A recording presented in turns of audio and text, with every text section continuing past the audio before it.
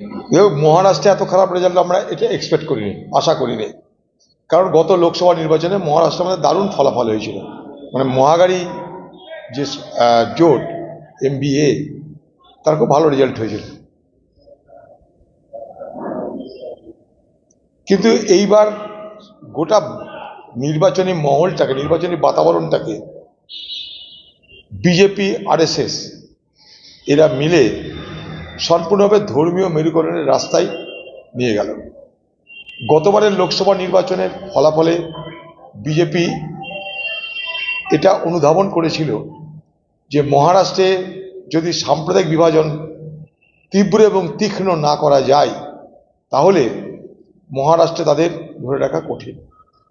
তাই যে মহারাষ্ট্র গত কয়েক মাস আগে, মাত্র গত কয়েক মাস আগে মহারাষ্ট্র আগাড়ি যারা, তাদেরকে যেভাবে সহযোগিতা করল, সেখানে কংগ্রেস, সেখানে উদ্ধব ঠাকরের শিবসেনা, সেখানে শরদ পাওয়ারের NCP, যেভাবে সেখানকার মানুষের সমর্থনটা পেলাম আমরা, এই নির্বাচনে আমাদের অনেক আশা থাকা সত্ত্বেও সেই ফলাফলটা আমরা দেখতে পেলাম না, সেই সমর্থনটা আমরা পেলাম না।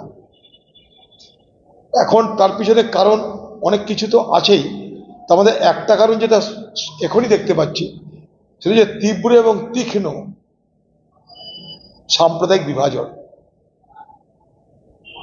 বটেঙ্গে তো কাটেঙ্গের মতন তত্ত্ব।